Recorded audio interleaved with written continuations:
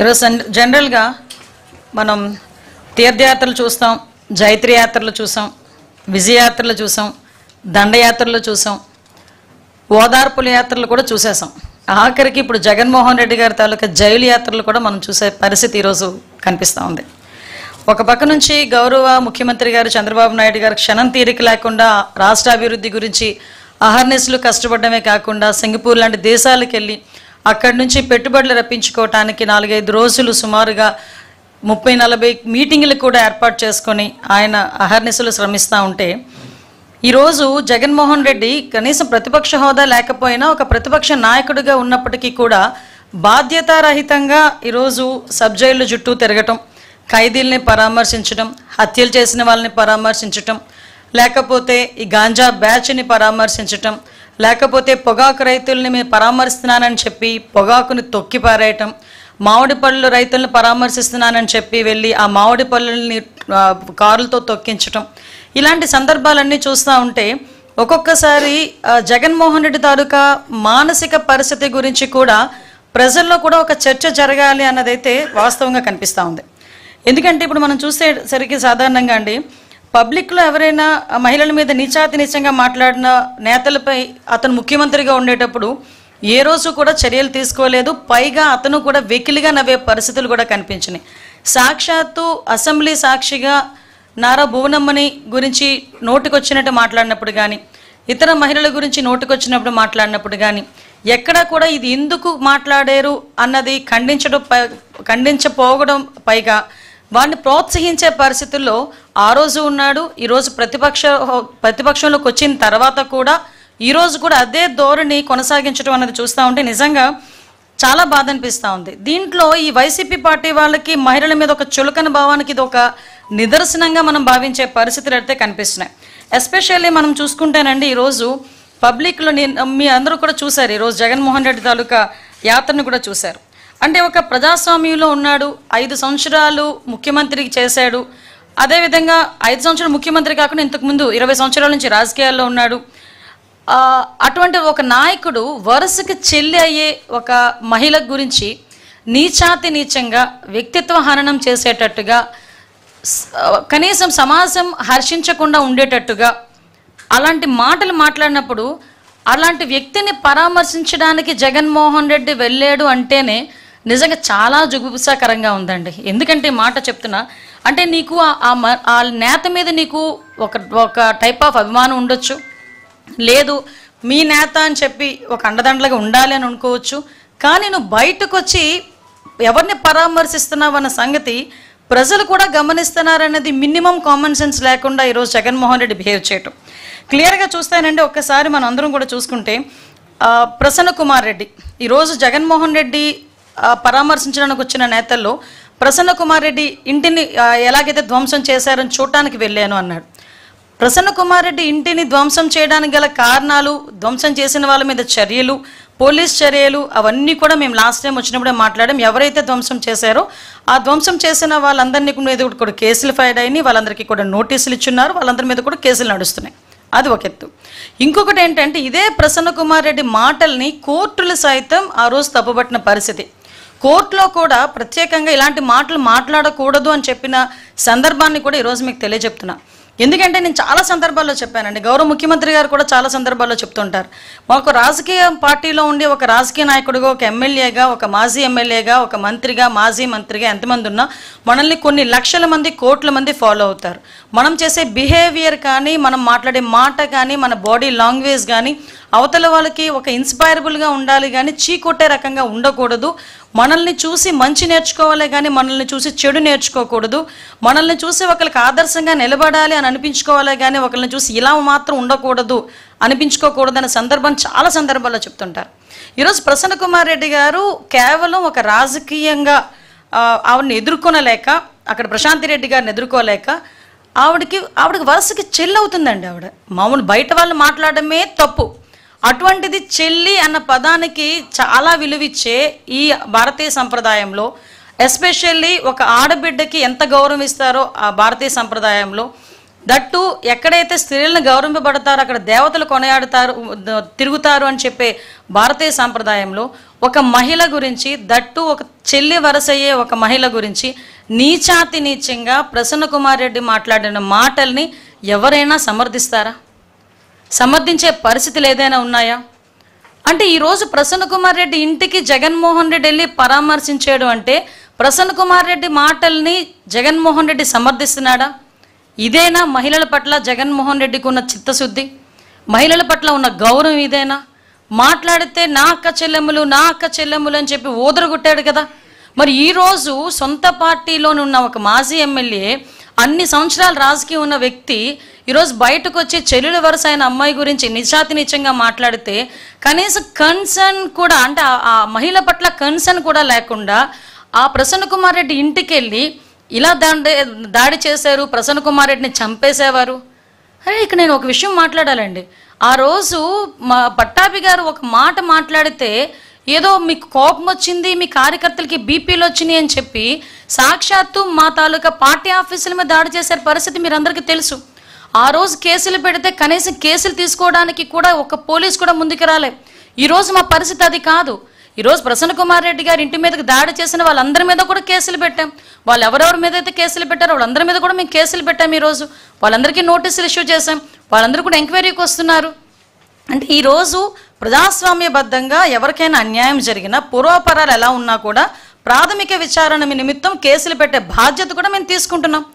ఈరోజు ప్రసన్న కుమార్ రెడ్డి గారి మాటల గురించి నాకు ఇక్కడే ఒకసారి అనిపిస్తుంటుందండి. జగన్మోహన్ రెడ్డి తనకి మానసిక స్థితి అని చెప్పి ఇందాక నేను అన్నాను ఒక మాట. ఆ మానసిక పరిస్థితి ఎలాంటిదంటే తల్లి గురించి చెల్లి గురించి కూడా నీచాతి నీచంగా మాట్లాడినా కూడా నోరు మెదపలే. నేను ఈ సందర్భంలో ఒక మహిళగా మాట్లాడుతున్నానండి. యాజ్ అ హోమ్ మినిస్టర్గా నేను మాట్లాడట్లే, నిజంగా ఒక బాధ కొద్దీ మాట్లాడుతున్నా. ప్రజలకు సేవ చేసుకోవాలి అనే మహిళలు రోడ్డు మీదకి వస్తే వాళ్ళకే రక్షణ లేకపోతే పరిస్థితి ఏంటి? ఈరోజు మేమందరం కూడా ప్రజాసేవ చేసుకోవాలని చెప్పి ఇంట్లోని భర్తల్ని పిల్లల్ని కూడా పక్కన పెట్టి రోడ్డు మీదకి వచ్చి మేము సేవ చేసుకునే పరిస్థితులు వస్తూ ఉంటే, ఇలాంటి ఆడవాళ్ళ మీద కూడా నోటికొచ్చినట్టు మాట్లాడే పరిస్థితులు కనిపిస్తూ ఉంటే, దానికి ఇటువంటి నాయకులు సమర్థిస్తూ ఉంటే ఈ సొసైటీ దేనికి వెళ్ళిపోతుంది? ఈరోజు ఒక్కసారి మనం కూడా ఆలోచన చేసుకోవాలి. ఇదే జగన్మోహన్ రెడ్డిని డైరెక్ట్ క్వశ్చన్ చేస్తున్నా. నిన్న మొన్న ఏదో ఎన్సీఎల్టీలో ఒక కేసు గెలిస్తే ఏదో గెలిచానని చెప్పి సంకలు గుద్దుకున్నాడండి. సారీ, ఈ పదం ఉపయోగించకూడదు. విజయం సాధించిన వీరుడిలాగా చాలా ఎక్కువగా ఆయన చాలా ఆనందపడిపోయి సాక్షి టీవీలో ఎక్కడెక్కడో ఏదేదో వేసుకున్నాడు. నువ్వు సాధించిన విజయం నీ తల్లి మీద చెల్లి మీద. ఆ తల్లి గురించి దేని గురించి? ఒక ఆస్తి పంపకాల గురించి. ఇంకొక విషయం కూడా చెప్పాలి. ఇదే తల్లి గురించి చెల్లి గురించి కూడా నోటికొచ్చినట్టు సోషల్ మీడియాలో వైఎస్ఆర్సీపీ సోషల్ మీడియా హ్యాండిల్స్లోనే నోటికొచ్చినట్టు చాలా వల్గర్గా మాట్లాడి వల్గర్గా ఫొటోస్ మార్ఫింగ్ చేసిన రోజు కూడా జగన్మోహన్ రెడ్డి మాట్లాడలే. నాకు దీన్ని బట్టి అర్థమైంది ఏంటంటే జగన్మోహన్ రెడ్డికి తల్లి చెల్లి అలాంటి ఆ ఎమోషన్స్ ఉండవేమో నాకు తెలిసి. కనీసం ఒక మహిళ అనే ఎమోషన్ కూడా ఉండదేమో. ఇక్కడ ఒక ఎగ్జాంపుల్ కూడా చెప్పాలి. గౌరవ ముఖ్యమంత్రి గారు చంద్రబాబు నాయుడు గారు భారతీరెడ్డి గారిని ఒక సోదరిగా భావించి, అదే భారతీరెడ్డి గారి గురించి మా పార్టీలో ఒకరు కొంచెం అవుట్ ఆఫ్ ద లైన్ దాటి మాట్లాడితే ఇమీడియట్గా వాళ్ళ మీద కేసు పెట్టి వాళ్ళందరినీ కూడా జైలుకి పంపించిన పరిస్థితి నేను గుర్తు చేస్తున్నాను. ఈరోజు మాట్లాడితే జగన్మోహన్ రెడ్డి పోలీసుల మీద పడతాడు. పోలీసులు మాకు పర్మిషన్స్ ఇవ్వట్లేదు, మా పోలీసులు మమ్మల్ని అడ్డగిస్తున్నారు, ఎక్కడ పడితే అక్కడ అడ్డగిస్తున్నారని ఇష్టానుసారంగా మాట్లాడతాడు. నేనేమంటానంటే జగన్మోహన్ రెడ్డి ఈ మధ్య కాలంలో జరిగిన యాత్రలు చూస్తానండి, సాధారణంగా మ్యాక్సిమం ఎక్కడెక్కడ దర్శి వెళ్ళాడు, పొగాకు రైతుల్ని పరామర్శిస్తున్నాను అని చెప్పాడు. ఇది పరామర్శల బల ప్రదర్శన. First of all Jaganmohan Reddy మాకు సమాధానం చెప్పాల్సింది, పోలీస్ డిపార్ట్మెంట్కి కూడా ఇన్ఫర్మేషన్ ఇవ్వాల్సింది. నువ్వు పరామర్శకి వెళ్తున్నావా, బల ప్రదర్శనకి వెళ్తున్నావా, మీటింగ్ పెట్టుకుంటున్నావా?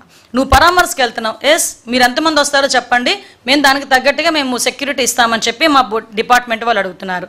మేము ఇంతమందే వస్తున్నామని చెప్తున్నారు, కానీ మీరు తీసుకున్నది ఏంటి? బల ప్రదర్శన చేస్తున్నారు. ఒక చనిపోయిన వాడి ఇంటికి వెళ్ళినప్పుడు కూడా మీరు బల ప్రదర్శన చేస్తారు. ఒక రైతులను పరామర్శించడానికి వెళ్ళినప్పుడు మీరు బల ప్రదర్శన చేస్తారు. లేదు ఒక గాంజాయి బ్యాచ్ని పరామర్శించడానికి వెళ్ళినప్పుడు మీరు బల ప్రదర్శన చేస్తారు. లేదు ఒక సంవత్సరం తర్వాత చనిపోయిన వ్యక్తిని ఇంటికి వెళ్ళి పరామర్శించడానికి వెళ్ళినప్పుడు మీరు బల ప్రదర్శన చేస్తారు. కాదు మేము మీటింగ్ పెడతామంటే చెప్పండి, మేము పర్మిషన్ ఇస్తాం. దానికి తగ్గ సెక్యూరిటీ వైజ్గా మేము పోలీస్ బందోబస్తు ఏర్పాటు చేస్తాం. మీరు పరామర్శకి వెళ్తున్నారంటే మేము ఎప్పుడు కూడా హౌస్ అరెస్ట్ చేయలేదే, మేము ఎప్పుడు కూడా నో అనలేదే. మీరు ఎంతమంది వస్తారు, మీరు ఒక పర్ఫార్మా ఇస్తున్నాం, మీరు ఎంతమంది వస్తారు, ఎక్కడికెక్కడ దిగుతారు, ఎక్కడ హెలిప్యాడ్ పెడుతున్నారు, ఎన్ని కిలోమీటర్లు మీరు వెళ్తున్నారు, ఇదంతా కూడా క్లియర్గా రాసి ఇవ్వండి. దీనికి తగ్గట్టుగా మేమందరం కూడా మేము మీకు ఏర్పాటు చేస్తామని చెప్పేసి బందోబస్తు ఏర్పాటు చేస్తామని డిపార్ట్మెంట్ వాళ్ళు చెప్తే, డిపార్ట్మెంట్ వాళ్ళకి చెప్పేది ఒకటి, వీళ్ళు చేసేది ఒకటి. పోనీ ఏదో రకంగా చేస్తున్నారు కదా, మాకు తగ్గట్టుగా మేము బందోబస్తు ఏర్పాటు చేసుకోవాలి, పబ్లిక్కి ఇబ్బంది కలగకూడదు, జనాలకి ఇబ్బంది కలగకూడదని మా తాపత్రయం కొద్ది మేము పనిచేస్తూ ఉంటే తిరిగి పోలీసుల మీద నోటికొచ్చినట్టు మాట్లాడే పరిస్థితులు కనిపిస్తూ ఉన్నాయి. ఈరోజు మనం చూస్తే అండి, ఒక గాంజా బ్యాచ్ని పరామర్శించడానికి తెనాలి వెళ్తాడు. అసలు వాళ్ళందరూ పోలీసుల మీద తిరగబడ్డ ఒక గాంజా బ్యాచ్ గురించి తెనాలి వరకు వెళ్ళి సమర్థించాడంటేనే ఒకసారి జగన్ తాలూకా మానసిక పరిస్థితి మనం అర్థం చేసుకోవచ్చు. జూన్ 4వ తారీఖు 2024లో ఒక వ్యక్తి బెట్టింగ్ యాప్ల్లో డబ్బులు పోగొట్టుకుని సూసైడ్ అటెంప్ట్ చేసి 2-3 రోజుల తర్వాత చనిపోతే అతన్ని పరామర్శించడానికి 1 సంవత్సరం తర్వాత వెళ్ళి 3 ప్రాణాలు తీసిన పరిస్థితి. ఈరోజు మనం ఆ క్యాన్వాయ్లో గనక అబ్జర్వ్ చేస్తానండి, వెళ్తున్నంతసేపు కూడా నెమ్మదిగా వెళ్ళటం, కావాలని అభివాదాలు చేసుకుంటూ వెళ్ళటం, తోపులాటలు జరిగేటట్టుగా క్రియేట్ చేయటం లేదు. బండి కింద ఒక మనిషి పడిపోతే స్పృహ ఉండదా అండి? నాకు అర్థం కాదు. ఒక బండి కింద ఒక చిన్న కుక్కపిల్ల పడితేనే మనకు తెలుస్తుంది. అటువంటిది మనిషి తలకాయ బండి కింద ఉండి కనీసం పక్కకి తిరిగి లాగేసారే తప్పించి, ఆ రోజు ఆ వ్యక్తిని కనుక ఇన్ టైంలో హాస్పిటల్కి తీసుకెళ్ళి ఉంటే డెఫినెట్గా అతను బతికేవాడు కదా. కనీసం ఆ సామాజిక స్పృహ లేదు, కనీసం ఆ హ్యుమానిటీ లేదు. అంటే ఒక రకమైన మానసిక పరిస్థితి, అదే అంట ఒక సైకో పరిస్థితి ఎలా ఉంటుందో ఆ రకంగా వెళ్ళిన పరిస్థితి మనం చూసాం.